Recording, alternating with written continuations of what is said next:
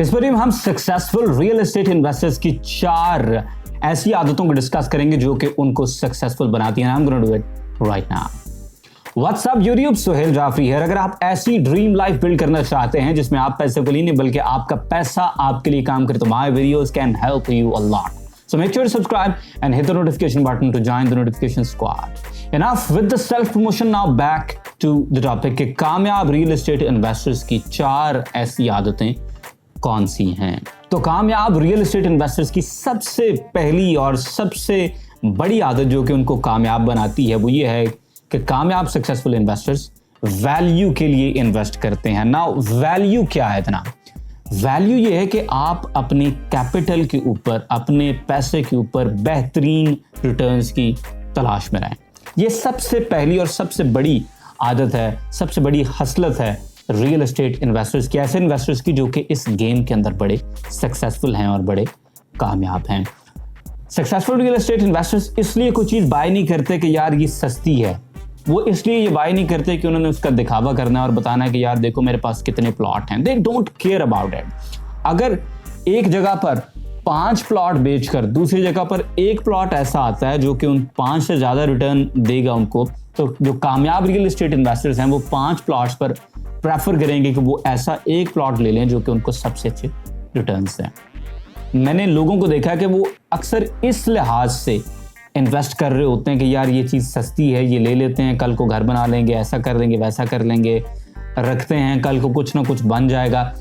Investors by the way by definition वो लोग हैं जो कि अपने पैसों के ऊपर बेहतरीन रिटर्न्स को सीख कर रहे हो। उनके नज़दीक प्लॉट मैटर नहीं करता, उनके नज़दीक फाइल मैटर नहीं करती, उनके नज़दीक प्लॉट का साइज मैटर नहीं करता कि यार ये 5 मरला है, ये 7 मरला है, ये 10 मरला है, ये कनाल है, मेरे पास 4 कनाल है। They don't care about these things. उनके नज़दीक बेहतरीन रिटर्न्स कहाँ से आएंगे और जल्द से जल्द रिटर्न्स कहाँ से आएंगे। ये बिल्कुल वैसा ही है कि मैंने बड़े लोगों को देखा है जो कि एक तरफ प्लॉट लेते हैं, 2-4 दिन बाद उस प्लॉट को लाख, 1.5 लाख, 50,000 जितने भी अच्छी प्रॉफिट मिले उस पर बेचकर फिर नया प्लॉट लेते हैं। तो मैं ऐसे लोगों के साथ बैठता हूँ, पूछता हूँ कि यार आप ये ऐसा क्यों करते हैं? क्योंकि बहुत सारे लोग ऐसे हैं जो कि एक प्लॉट लिया, उसको फिर सीने से लगाए रखा और फिर छोड़ते नहीं हैं। तो ऐसे लोग बताते हैं कि जनाब एक जगह पर आपने 3 दिन में, हफ्ते के अंदर 50,000 लाख रुपए कमा लिए, तो क्या ज़रूरत है उसको रखने की? उस अपॉर्चुनिटी को छोड़ दें, उस पर से निकल जाएं, नई अपॉर्चुनिटी देखें जहां पर आपको 1,50,000 मिलेंगे, नए 1,50,000 के पीछे भागें। एक चीज़ को अगर आप अपने पास लगाए रखते हैं तो एक टाइम आता है जब उस पर जो प्रॉफिट है वो प्लेटो हो जाते हैं, यानी कि वो वादी, वैली बन जाती है। उसके बाद फिर वो प्रॉफिट जो है ऊपर की तरफ नहीं जाते हैं। तो ऐसी चीज़ को अपने सीने से लगाए रखना जिसका रेट ऑफ ग्रोथ कम हो गया, वो इन्वेस्टिंग के रूल्स के खिलाफ है। बाय द वे हर बंदा इस तरह से हफ्ते के अंदर प्लॉट्स को ट्रेड नहीं कर सकता। कुछ लोगों के लिए फिजिबल नहीं है, कुछ का इन्वेस्टिंग स्टाइल नहीं ऐसा होता। कहने का मकसद ये है कि चीज़ पर आपने बेहतरीन रिटर्न्स ढूंढने हैं, आपने और किसी चीज़ के लिए नहीं जाना। मुझसे एक दफ़ा मेरे एक दोस्त ने पूछा, शुएब ज़ादी मुझे कहता है कि डॉक्टर साहब ये प्लॉट बेहतर होते हैं कि फाइल बेहतर होती है? मैंने कहा यार पैसे बेहतर होते हैं। इनमें से जो चीज़ आपको बेहतरीन रिटर्न्स दे, जो ज़्यादा प्रॉफिट दे, वो बेहतर है। इसमें प्लॉट है या ज़मीन है या वो फाइल है, वो क्या है, डजंट मैटर। जिस तरह से बहुत सारे लोग जो कि स्टॉक मार्केट को समझते हैं, जानते हैं, उसमें इन्वेस्ट करते हैं, तो उनके पास सिर्फ एक सिक्योरिटी होती है जो कि उन्हें स्टॉक एक्सचेंज दे रही होती है कि यार आप इस बिजनेस के इतने फ्रैक्शन के हिस्सादार हैं। तो उनके पास तो एक्चुअल बिजनेस भी नहीं होता, उनके पास तो उस बिजनेस का कोई कंट्रोल भी नहीं होता। लेकिन इवेंचुअली उस पर उनको रिटर्न्स मिलते हैं। तो रिटर्न्स मैटर करते हैं जी, रिटर्न्स कितने अच्छे मिल रहे हैं। और जो सक्सेसफुल इन्वेस्टर्स हैं वो किसी, आप समझें कि अपनी तस्कीन के लिए चीज़ नहीं ले रहे होते, वो अपनी किसी इमोशनल नीड के लिए फाइल्स में या प्लॉट्स के अंदर इन्वेस्ट नहीं करते हैं। इन्वेस्टमेंट के लिए उनका सोल पर्पस होता है प्रॉफिट। वो ज़्यादा से ज़्यादा प्रॉफिट लेना चाह रहे होते हैं अपनी इन्वेस्टमेंट के ऊपर।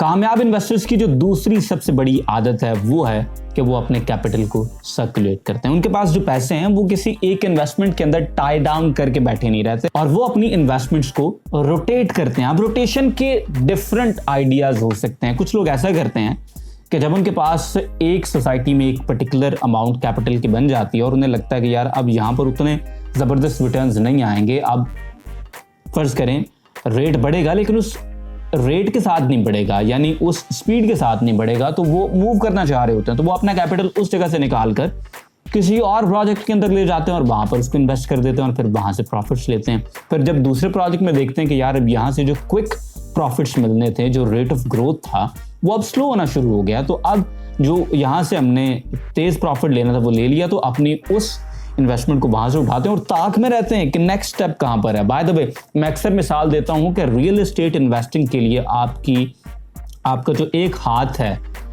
वो आपकी जेब पर होना चाहिए या चेकबुक पर होना चाहिए और दूसरा हाथ मार्केट की नब्ज पर होना चाहिए, फिर आप ये बिजनेस कर सकते हैं। अगर आपको लगता है कि एक चीज ले ली है, रख ली है, बस अब बैठे हैं चैन से, कहीं जाना तो है नहीं। मेरा दोस्त रहमान फारस, उसका शेर मुझे याद आ गया कि बैठे हैं चैन से, कहीं जाना तो है नहीं, हम बेघरों का कोई ठिकाना तो है नहीं, और तुम भी हो बीते वक्त के मानंद हूबहू, तुमने भी याद आना है, आना तो है नहीं। तो अगर आप बैठ गए हैं एक इन्वेस्टमेंट लेकर और उसी पर आपका सारा दारोमदार है, तो आप अपने प्रॉफिट्स को मैक्सिमाइज नहीं कर सकेंगे। और इन्वेस्टिंग के पॉइंट ऑफ व्यू से मैंने शुरू में भी बताया है, डिफरेंट वीडियोस में मैंने तज़किरा किया है कि इन्वेस्टिंग के पॉइंट ऑफ व्यू से इन्वेस्टर वो है जो अपने कैपिटल के ऊपर बेहतरीन गेन्स, बेहतरीन रिटर्न्स हासिल करने के पीछे लगा हुआ, बस उसका इसके अलावा और कोई गोल नहीं है। तो जब आप अपनी इन्वेस्टमेंट को सर्कुलेट करते हैं तो आप उतने ही टाइम के अंदर ज़्यादा प्रॉफिट्स बना लेते हैं। अच्छा, एक तो आप विद इन प्रोजेक्ट्स अपनी इन्वेस्टमेंट्स को मूव कर सकते हैं। इसके अलावा एक और ऑप्शन होता है जो मैं हाईली एडवोकेट करता हूं। आप देखते हैं कि आपके पास छोटे साइज का प्लॉट था, लेट्स से उसमें आपके पास कैटेगरी का प्लॉट था, आपके पास डबल रोड का प्लॉट था, तो एक टाइम में जब आप देखें कि यार अब जो रेट्स हैं छोटे प्लॉट के वो रुक गए या ग्रो कर रहे हैं लेकिन स्लो ग्रो कर रहे हैं, तो ऐसी सिचुएशन में आप अपना वो कैटेगरी का छोटा प्लॉट बेचकर आप बड़े प्लॉट की तरफ जा सकते हैं। फॉर एग्जांपल, आप के पास अगर फैसल हिल्स के अंदर कॉर्नर का प्लॉट है या डबल रोड का प्लॉट है 5 मरला का, और वो बेचकर आप कहते हैं कि यार मैं नॉर्मल प्लॉट या नॉन पोजेशन प्लॉट जो है वो अगर मैं 30-60 के ले लूँ तो ओवर द टाइम वो मुझे ज़्यादा प्रॉफिट देगा। फॉर एग्जांपल, जितने टाइम में 25-50 का प्लॉट जो है वो 65 पे जाएगा, तो क्या उतने टाइम में जो 30-60 का प्लॉट है वो 80 को टच नहीं करेगा।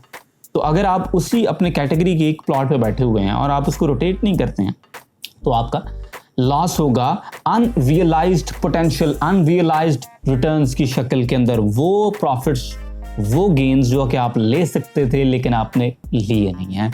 इसी तरह से बहुत सारे लोग मैंने देखे हैं जो कि जब 35-70 के प्लॉट जो हैं वो कम रेट पर थे, उन्होंने अपने अच्छी लोकेशन के 30-60 के प्लॉट बेचकर नॉर्मल लोकेशन के 35-70 के प्लॉट लिए, क्योंकि जब मार्केट पीक करेगी, जब घर बनना शुरू हो जाएंगे, जब फैसल हिल्स आबाद हो जाएगा, तो उस टाइम पर 35-70 के जो नॉर्मल प्लॉट्स हैं उनका भी जो रेट बनेगा आप देखेंगे कि वो अच्छे 30-60 से बेहतर ही होगा, क्योंकि प्लॉट बड़ा है जी, साइज बड़ा है। तो अगर प्लॉट बड़ा है तो ऑफ कोर्स उसके फिर पैसे भी ज़्यादा होंगे। तो आप साइजेस जो हैं प्लॉट्स के वो भी चेंज करके अपनी इन्वेस्टमेंट को रोटेट कर सकते हैं। और सर्कुलेशन के अंदर पैसे हैं, पैसा जहाँ पर एक जगह जमा हो जाता है ना, वहाँ फिर वो मजीद पैसा आपको नहीं देता, तो पैसे को आपने सर्कुलेट करना है। तो जो अच्छे रियल एस्टेट इन्वेस्टर्स हैं वो अपनी इन्वेस्टमेंट्स को सर्कुलेट करते हैं। कामयाब रियल एस्टेट इन्वेस्टर्स की जो तीसरी आदत है वो ये है कि जनाब वो मार्केट को समझते हैं, मार्केट को टाइम देते हैं, मार्केट को एनालाइज करते हैं और मार्केट की अंडरस्टैंडिंग को बेहतर करते हैं। वो बिल्कुल साहिल पे बैठ के तो बाहर से सिर्फ मौजें नहीं देखते कि यार क्या चल रहा है दरिया के अंदर, वो दरिया की उस तुग़यानी को मेजर करने की कोशिश करते हैं कि क्या स्पीड क्या चल रही है, हवा जब आती है तो हवा उस तुग़यानी में कितना असर अपना लेकर आती है। तो डिफरेंट फैक्टर्स होते हैं मार्केट के अंदर। मैंने जिस तरह से थोड़ी देर पहले भी कहा कि कामयाब इन्वेस्टर वो है जिसका एक हाथ चेकबुक पर या अपनी जेब पर और दूसरा हाथ मार्केट की नब्ज के ऊपर हो।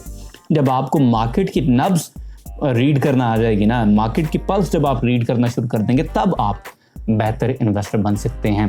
तो ऐसे लोगों के पास बैठें जो कि रियल एस्टेट को डिस्कस करते हुए, ऐसे लोगों के पास बैठें जिनका अपना रियल एस्टेट का जो विजन है वो बड़ा ज़बरदस्त हो, जो खुद बड़े कामयाब अंदाज के साथ इन्वेस्टमेंट कर रहे हों। ऐसे लोगों के पास बैठें, मार्केट की क्या खबरें चल रही हैं और उन खबरों पर नज़रें रखें और देखें कि किस खबर का मार्केट के ऊपर पॉजिटिव इंपैक्ट पड़ता है और किस खबर का मार्केट के ऊपर नेगेटिव इंपैक्ट पड़ता है। तो मार्केट को समझने की कोशिश करें कि मार्केट के अंदर क्या फैक्टर्स चल रहे हैं, क्या बातें हो रही हैं, किस बात का क्या फर्क पड़ रहा है, किस बात से मार्केट ऊपर जा सकती है, किस चीज से मार्केट नीचे जा सकती है, आइंदा क्या होने वाला है। हमेशा प्रेडिक्शंस की शक्ल में अपने मफरूज़े हाइपोथेसिस बनाने की कोशिश करें। और बाय द वे, इन्वेस्टिंग की दुनिया के अंदर आपका मफरूज़ा जितना बेहतर होगा, हकीकत से जितना करीब होगा, आप उतने ज़्यादा पैसे बनाएंगे। तो मार्केट में आपका हाइपोथेसिस तब बनता है जब आपका एनालिसिस बेहतर होता है। एनालिसिस आप तब बेहतर करते हैं जब आपको मार्केट की अंडरस्टैंडिंग होती है।